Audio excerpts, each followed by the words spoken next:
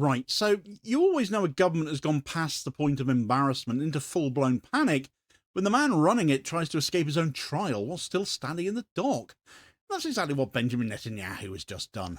A sitting prime minister, still facing those 3 corruption cases, still denying every charge, still telling the country the courts will vindicate him, suddenly decides the safest place is to be nowhere near a verdict and asks the president to make the whole thing disappear for him.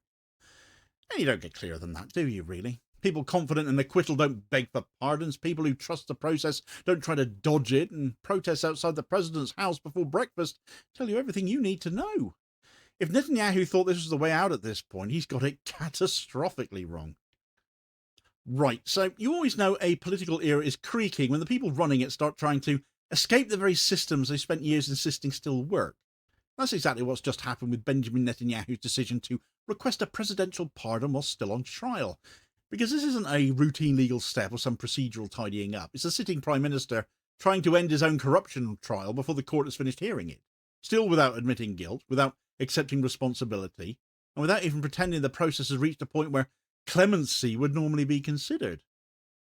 It lands as a moment where the system feels it twitch, because a move like this tells you he no longer trusts the process to deliver the outcome he spent 5 years telling his supporters is inevitable.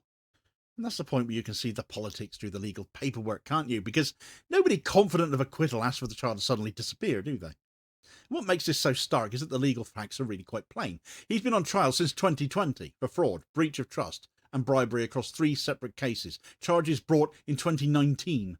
Arguments running for years, evidence still being tested, witnesses still being weighed, and you would think after all of that insistence that the cases are weak or politically motivated, he'd be walking to court demanding a verdict.